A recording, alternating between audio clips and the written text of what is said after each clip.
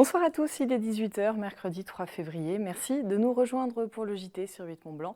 Au programme ce soir, des contrôles aux frontières renforcés, un test PCR exigé et une réalité transfrontalière à prendre en compte. Comment les nouvelles mesures annoncées par Jean Castex sont-elles appliquées sur le terrain? Un contrôle était organisé ce matin à la douane de Bardonnay, principal point de passage entre Genève et la France. Jean-Paul Crespy était sur place. Les Jeux Olympiques et Paralympiques de Tokyo devraient se dérouler cet été. Ils ont été reportés d'un an à cause de la pandémie. Un véritable objectif pour l'athlète Thomas Jacobs. Le double champion de France en titre de para-badminton s'entraîne dans le bassin annécien, rencontre dans ce journal. Et nous parlerons aussi tourisme et innovation avec notre invitée Anne Turpin-Hutter. Elle est la coordinatrice de la French Tech in the Alps de Chambéry. Depuis le début de semaine, donc, les contrôles aux frontières sont renforcés afin de vérifier que les personnes entrant sur le sol français sont en possession des documents sanitaires et administratifs exigés par le gouvernement. Jean-Paul Crespy s'est rendu ce mercredi matin à la douane de Bardonnay pour suivre l'un de ces contrôles. Depuis le 1er février, la douane et la gendarmerie sont mobilisés au poste frontière franco-suisse pour effectuer des contrôles sur des véhicules étrangers ou en provenance des cantons suisses. L'objectif étant d'identifier tous les voyageurs venant d'un pays extérieur à l'Union européenne et ne pouvant pas présenter un test PCR négatif datant de moins de 72 heures avant leur départ. Un durcissement des conditions d'entrée sur le territoire national afin d'éviter que le virus du Covid-19 et ses variants ne progressent rapidement. La règle, c'est toute personne de plus de 11 ans qui souhaite pénétrer sur le territoire national doit être en possession d'un test PCR de moins de 72 heures et négatif. À cette règle, 3 exceptions. Les transporteurs routiers, on ne peut pas leur demander de réaliser des tests tous les 72 heures. Les frontaliers, qui sont amenés le matin et le soir à aller en direction de la Suisse, notamment ce qu'on appelle les pendulaires qui vont travailler en Suisse et qui rentrent en France le soir. Donc eux, ils sont exemptés de cette obligation du test PCR. Et enfin, les habitants qui sont dans un ressort de 30 km à partir de leur domicile ont la possibilité effectivement de venir en France dans la réserve d'un déplacement de 24 heures, pas plus de 24 heures. Parmi les personnes se présentant au poste frontière, les travailleurs frontaliers et les résidents du bassin de Vie-Genevois, résidant dans un rayon de 30 km. S'ils souhaitent franchir le poste frontière, ils doivent présenter une pièce d'identité et une attestation de leur employeur et une attestation justifiant de leur domicile. Cette exception pour les résidents frontaliers était très attendue. C'est la reconnaissance officielle de la notion de bassin de vie, qui est très important ici sur Genève et le Grand Genève, qui allie à la fois la partie suisse et la partie française. Et donc ça, c'est une très forte avancée, une très belle avancée en tout cas, qui est très satisfaisante à la fois pour les particuliers, mais aussi pour l'ensemble des élus locaux. Les contrôles sont désormais répressifs et plus seulement préventifs. Les personnes qui ne peuvent présenter de test PCR négatif réalisés dans les 72 heures, ni les pièces administratives nécessaires au passage de la frontière, se verront refuser l'accès au territoire national et devront s'acquitter d'une amende. Ce 3 février, 10 500 professionnels de santé, résidents d'EHPAD et personnes de plus de 75 ans ont déjà été vaccinés en Savoie. Première et deuxième dose, la campagne de vaccination contre le Covid suit son cours. Mais la prise de rendez-vous est-elle à l'arrêt? À l'arrêt, pas tout à fait, puisque dans le département, la plateforme mise en place par la préfecture le 15 janvier continue de prendre appels et réservations. Les premiers jours, 1500 appels étaient réceptionnés par 6 agents sur un numéro de téléphone unique. Vous le voyez s'afficher en bas de votre écran. Ce mercredi, les 3 agents de la préfecture et du SDIS, toutes volontaires, ont répondu à 298 appels. Elles continuent de remplir une liste d'attente départementale. Plus de 7700 personnes y sont déjà inscrites. On écoute quelques réactions recueillies sur place ce matin. Qui nous contactent pour prendre des rendez-vous dans les centres de vaccination. Alors pour l'instant, vu qu'il n'y a plus de créneaux disponibles en raison d'une forte mobilisation, nous prenons donc leurs coordonnées sur des listes d'attente afin de pouvoir les recontacter dès qu'il y aura de nouveaux créneaux disponibles. En raison du fort nombre d'appels, effectivement, ils n'arrivent peut-être pas tout de suite à avoir quelqu'un au bout du fil. Donc, dès qu'ils arrivent à avoir quelqu'un, ils sont rassurés et ça les rassure d'être donc inscrits sur ces listes d'attente. Actuellement, on ne souhaite pas ouvrir immédiatement des nouveaux créneaux puisque ça dépend des flux de livraison qui vont arriver. Pour l'instant, la priorité du préfet et de l'ARS, c'est effectivement d'assurer tous les rendez-vous qui ont été pris, de les honorer et d'autre part d'assurer la deuxième dose puisque tous les publics qui sont faits vacciner avec une première dose doivent se faire revacciner 4 semaines après. Donc une personne qui appelle la plateforme et qu'on met sur une liste d'attente, par exemple pour se faire vacciner au centre de vaccination d'Aix-les-Bains, elle est intégrée à la liste d'attente d'Aix-les-Bains. On a un fichier commun et donc cette personne-là, elle sera soit rappelée dès qu'on aura des créneaux disponibles par le centre de vaccination, mais ces listes sont très importantes aussi parce qu'elles permettent éventuellement, s'il y a un créneau qui se libère, par exemple un rendez-vous qui n'est pas honoré ou annulé ou qui ne peut se faire, ça permet d'avoir immédiatement quelqu'un qui serait susceptible d'être vacciné et ainsi de ne pas perdre de dose. Et j'ajoute que ce numéro unique est accessible du lundi au samedi de 9h à 17h. L'ouverture des prochains créneaux n'est pas prévue avant fin février, début mars. Certains Savoyards sont rappelés aux urnes puisque des élections municipales partielles auront lieu à Valgelon-la-Rochette, Les Molettes, Ténézol et Rognez. Le premier tour se déroulera le dimanche 28 février. Les dépôts des candidatures aura lieu la semaine prochaine, exclusivement sur rendez-vous et en préfecture. C'est un état des lieux de l'économie au Savoyard traditionnel. À chaque début d'année, la CCI dresse le bilan de l'année et présente les perspectives. La Covid-19 et ses nombreuses conséquences étaient évidemment au cœur des discussions cette année. Et si l'année 2020 a mis à mal l'économie locale, les entreprises au Savoyard ont eu à cœur de rebondir. Les précisions avec Sébastien Germain. Imprévisible, catastrophique ou encore difficile. Voici 3 des adjectifs utilisés par Guy Métral, le président de la Chambre de commerce et d'industrie de Haute-Savoie, pour qualifier cette année 2020 si particulière, ce mardi, lors du traditionnel bilan annuel de conjoncture de la CCI. Sans surprise, la crise sanitaire et ses multiples conséquences ont fortement impacté l'économie au Savoyard. Que ce soit l'industrie, symbolisée ici par le décolletage, le BTP, le commerce, l'artisanat, l'agriculture et surtout le tourisme, aucun secteur économique ne ressort indemne de cette crise sans précédent, et ce, malgré les aides de l'État. C'est sur ce trimestre 2021, on va voir un peu comment les choses évoluent. Est-ce que ça va passer? Est-ce qu'il faudra soutenir? Est-ce qu'il faudra peut-être aussi abandonner, je dirais, pour des secteurs d'activité qui sont en grande souffrance, en plus grande souffrance, et transformer le PGE en subvention? C'est peut-être aussi une opportunité, mais peut-être pour certaines tailles d'entreprises ou peut-être aussi pour des filières qui sont beaucoup plus impactées que d'autres. Pour les entreprises, le plus dur commence peut-être, car le ralentissement de l'activité de l'année écoulée a sérieusement rétréci la marge de manœuvre et le manque de perspective ne permet presque aucune visibilité. Les entreprises ont l'habitude de s'adapter. C'est le cœur d'une entreprise, c'est s'adapter à son environnement, s'adapter à ses clients. Donc les entreprises ont commencé à rebondir et à s'organiser. Par contre, cette durée de l'épidémie fait que, eh bien, à fur et à mesure qu'on s'adapte, il y a des nouvelles contraintes qui arrivent, un nouvel environnement qui arrive. Donc il faut se réadapter. Globalement, notre problématique elle est sur la projection dans le temps. Des carnets de commandes existent, mais ne sont pas très denses, sont à moins de 9 semaines. Donc difficile dans ces conditions d'anticiper l'avenir et de rebondir sur l'avenir. Autre fait marquant de ce bilan 2020, la situation du marché du travail. En un an, le nombre de demandeurs d'emploi aura augmenté de 22,7% en Haute-Savoie, soit le plus fort taux de la région Auvergne-Rhône-Alpes. On sait qu'on a un département sur lequel il y a des moteurs économiques forts et qu'en cas de reprise, on peut voir des retours à l'emploi très rapides. Donc on espère bien sûr que cela puisse être le cas le plus rapidement possible en 2021. Ça a déjà été un peu le cas en 2020 à l'issue du premier confinement et sur le début de l'automne, mais malheureusement pas suffisamment. Même si les signaux n'incitent pas forcément à l'optimisme, l'attractivité et le dynamisme de la Haute-Savoie permettent d'entrevoir quelques motifs d'espoir pour l'économie. Le premier trimestre 2021 sera décisif et donnera la tendance de l'année en cours. Et on continue à parler économie avec notre invitée du jour, Anne Turpin-Hutter, la coordinatrice de la French Tech in the Alps de Chambéry, me rejoint sur ce plateau.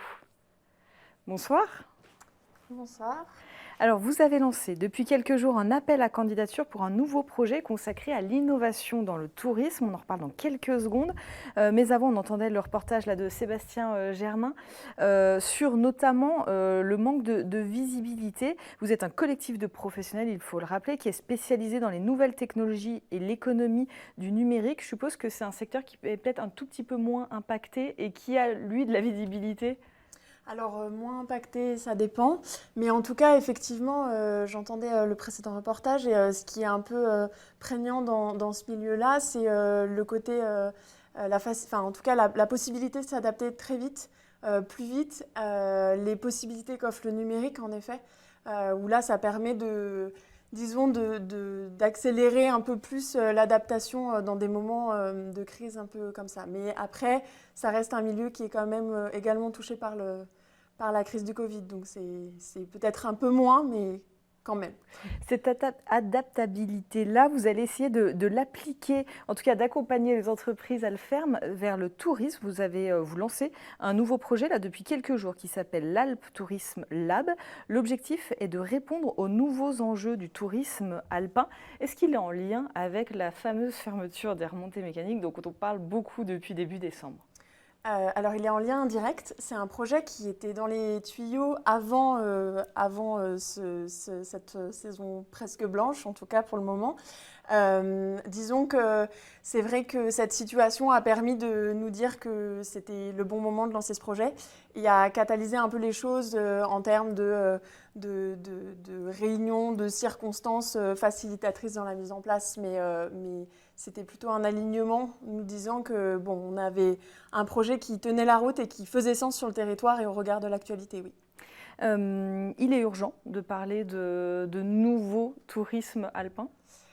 Urgent, oui, mais ça fait déjà ça date pas d'aujourd'hui, j'ai envie de dire. Les contraintes environnementales, économiques et maintenant sanitaires qui touchent le milieu de la montagne poussent en tout cas les territoires, les acteurs à se poser ces questions-là. Donc oui, c'est urgent de le faire. Et qu'est-ce que peuvent apporter les créateurs d'entreprises ? Vous accompagnez notamment les startups, ceux qui sont spécialisés dans les nouvelles technologies, l'économie du numérique, je l'ai dit, en matière de tourisme. Alors, elles peuvent apporter justement cette perspective innovante, c'est-à-dire l'objectif, c'est d'accompagner des porteurs de projets ou des startups déjà créés qui puissent venir avec un œil nouveau sur ces territoires. L'appel à projet qu'on lance, il est national, donc il n'est pas forcément adressé à des personnes vivant sur le territoire alpin au sens large. Il peut apporter également le fait d'avoir des modèles qui sont peut-être plus agiles que ceux qu'on connaît aujourd'hui dans cette filière du tourisme de montagne, de nouvelles perspectives de réflexion et surtout une manière de mailler les enjeux peut-être un peu plus, en tout cas qu'on essaye d'être un peu plus inédite. Donc voilà, c'est principalement ce qu'on va essayer en tout cas ce à quoi on va essayer de les accompagner pendant tout ce projet. Et dans des secteurs assez larges, parce que donc, quand on parle de tourisme alpin, comme ça, surtout en ce moment, on a tendance à beaucoup penser aux stations, à l'hiver. C'est beaucoup plus large que ça, là, votre projet. En effet, on a lancé ce projet d'incubateur accélérateur dédié au tourisme alpin de montagne, avec un constat déjà qu'on a un territoire sillon alpin qui est très divers en termes de relief, de territoire. Donc quand on dit montagne, c'est effectivement la moyenne montagne, les stations de ski, c'est également la haute montagne, mais c'est aussi tout le secteur lacustre, puisqu'on a comme 3 grands lacs alpins sur notre territoire. Donc c'est le montagne et le alpin au sens très large, d'une part, et ensuite on a axé cet appel à projet autour de 5 enjeux qu'on a identifiés comme étant majeurs pour cette filière-là. Ces enjeux donc, sont la mobilité, que ce soit la mobilité vers la destination touristique qu'au sein de la destination, touristique, l'habitat en montagne, l'énergie qui est une filière quand même majeure sur notre territoire, en Savoie en tout cas aussi. La réduction des impacts et l'économie circulaire. Et enfin, les nouveaux modèles d'attractivité, les nouveaux usages. Parce qu'aujourd'hui, c'est une filière qui est confrontée à des usages qui changent, des publics qui évoluent. Et ça, il faut le prendre en compte aussi dans la manière dont on va penser le futur de ces territoires. Alors, il y aura 6 à 8 projets finalement accompagnés. Vous avez lancé l'appel à candidature là le 21 janvier. Les entreprises peuvent le faire jusqu'au 19 février. Vous attendez à en recevoir beaucoup, c'est-à-dire est-ce que c'est un sujet qui intéresse les startups, ce sujet-là ? Donc ils se sont déjà emparés en tout cas. Alors, c'est dur à dire parce qu'effectivement, sur le sillon alpin, sur notre territoire, il y a des startups, un certain nombre qui s'emparent de ce sujet-là. Nous, ce qu'on aimerait beaucoup, c'est, comme je vous l'ai dit, c'est au national, c'est justement toucher des startups qui sont pas forcément, dont la solution n'est peut-être pas d'emblée tournée vers une économie de montagne, mais qui pourraient pour autant, s'adapter à ce territoire-là. Et c'est ça qu'on essaye de chercher aujourd'hui. Voilà. Ouais. Pardon. Et sur les 6 à 8 projets que vous allez choisir, quel type d'accompagnement après, une fois qu'ils sont sélectionnés? Alors, c'est un accompagnement qui est quand même assez contraint dans le temps. On démarrera le programme, disons, fin mars jusqu'à la mi-juillet. Et l'objectif, c'est d'avoir 3 semaines majeures dans ces 4 mois, qui soient un peu des bootcamps, donc des semaines intensives. Et entre ces 3 semaines-là, un accompagnement régulier, individuel et collectif, qui est plutôt du coaching. Ces 3 semaines, l'objectif, c'est vraiment de confronter ces porteurs de projets avec la réalité des territoires, des acteurs. Donc, il n'est pas question d'accompagner des porteurs de projets à Chambéry, mais plutôt justement de les emmener sur ces territoires de montagne, de faire intervenir aussi les acteurs de la filière pour qu'eux émettent leurs besoins, de manière à ce que les solutions qu'on accompagne soient les plus pertinentes et le plus possible en cohérence avec ce qui est exprimé sur le territoire. Et d'ailleurs, vous êtes notamment associé avec le cluster montagne pour ce programme-là. Tout à fait. C'est un projet qui est coporté par 4 structures, donc la French Tech in the Alps de Chambéry que je représente, l'incubateur Savoie Technolac de Chambéry Grand Lac Économie, le village Baïséa de Savoie, qui est un accélérateur, et le cluster montagne, en effet. Merci beaucoup. Et donc, je rappelle le site internet où vous pouvez déposer candidature si ça vous intéresse. Vous avez déjà vu l'adresse affichée plusieurs fois, alpetourismelab.com. Merci beaucoup. Merci. Une rencontre maintenant. Thomas Jacobs s'entraîne dur pour représenter la France cet été aux Jeux paralympiques de Tokyo. Double champion de France en titre de para-badminton. C'est en seulement 2 ans qu'il s'est hissé en haut du classement. En cette semaine qui met à l'honneur le sport olympique et paralympique, Leslie Muraton l'a rencontré lors d'une séance d'entraînement du côté de Groisy. Agilité, rapidité et force de frappe, des qualités essentielles au badminton. Thomas Jacobs, haut-savoyard de 29 ans, n'est pas comme tout le monde puisqu'il a le mérite de s'être qualifié aux Jeux paralympiques de Tokyo. Thomas vit depuis fin 2014 avec une paraplégie partielle survenue après un grave accident de voiture. Quelques mois plus tard, il découvre le hockey en fauteuil et fait des rencontres qui constitueront un élément déclencheur. Il s'oriente alors vers le para-badminton fin 2016. Il y a 2 catégories en fauteuil. Une catégorie dans laquelle je suis, qui dispose des abdominaux, et une catégorie, celle de mon partenaire de double, où les joueurs ils n'ont pas d'abdominaux, donc ils jouent vraiment qu'avec le haut du corps, donc ils ont un dossier plus important que le mien. Moi j'ai pas de dossier. Je ne savais pas du tout que ça allait être le sport qui allait être un élément déclencheur, ça allait être le début d'une nouvelle vie, quoi. D'ailleurs au début je traînais un peu les pieds pour aller à l'entraînement quand j'ai commencé, parce que je me faisais battre par Stéphane qui a un handicap beaucoup plus lourd que le mien. Donc voilà, je me disais, je ne vais jamais y arriver. Mais Thomas est un compétiteur depuis toujours. Il a déjà pratiqué des sports de raquette et le soutien de son entourage le booste, notamment ses 2 entraîneurs qui ont dû totalement adapter leur technique pour frapper à la bonne hauteur. Très vite, il joue en compétition, devient champion de France dans sa catégorie en 2019 et 2020 avec son partenaire de double David Toupé. Il gagne dans la foulée son billet pour Tokyo. Il va vraiment donner tout ce qui est en lui-même pour corriger la chose qui ne va pas. Donc pour ça, le fait qu'il soit exigeant, c'est vraiment top. Vu le tempérament, ouais, c'est sûr qu'il va se battre jusqu'au bout. Une qualification en double, à l'image de sa vie, entre réussite sportive et une carrière d'ingénieur à son compte. Choisir, c'est renoncer, mais les Jeux paralympiques en valent peut-être la chandelle. C'est sûr que je préférais avoir une vie professionnelle dédiée au sport. Voilà, on verra après les Jeux paralympiques si c'est possible ou pas. Les autres nations, leur quotidien est dédié au sport, donc voilà. Et l'objectif, bien sûr, c'est de gagner à Tokyo. Mais on sait très bien que ça va être très dur. Pendant les premières années qui ont suivi mon accident, forcément, on n'est pas dans le meilleur état d'esprit qui soit.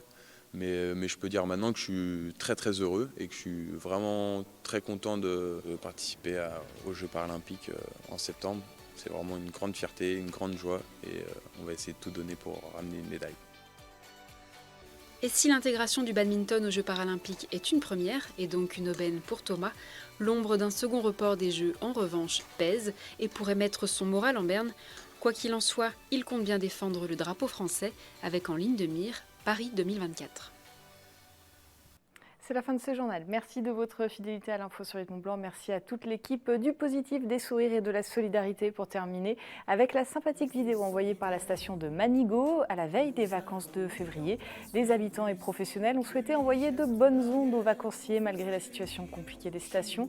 145 personnes ont joué le jeu, vous le voyez, sur cette chanson participative imaginée par l'Office de tourisme. Elle a été écrite par Hubert Lédan, musicien professionnel, avec Christophe Pesset, propriétaire de l'hôtel-restaurant Les Sapins et accordéoniste. On les écoute. Juste après ça, c'est la météo de Thierry Paul. Et ensuite, vous retrouvez Marine Schneider pour Panorama, un numéro consacré aux microbrasseries savoyardes. La brasserie Vera à l'honneur ce soir. Passez une très belle soirée. À demain. À nous de le réanimer, tous solidaires. Restons tous solidaires. Ensemble, allons plus vite, allons plus loin. Sereinement, tous solidaires. Encore plus solidaires. Une montagne inédite à vivre autrement. Pour un retour à l'essentiel, tous solidaires. Pour un retour à nos passions, tous solidaires. Et pour un retour à la vie, tous solidaires. Pour une vie plus pure, plus unie, tous solidaires. Apprendre à nous connaître, venez nous rencontrer. C'est un hymne à la vie, chantons. Positive attitude, il n'y a rien de mieux, c'est vrai, que de se retrouver. Les gens d'ici aiment partager, en bousculant les habitudes. Tous solidaires, restons tous solidaires.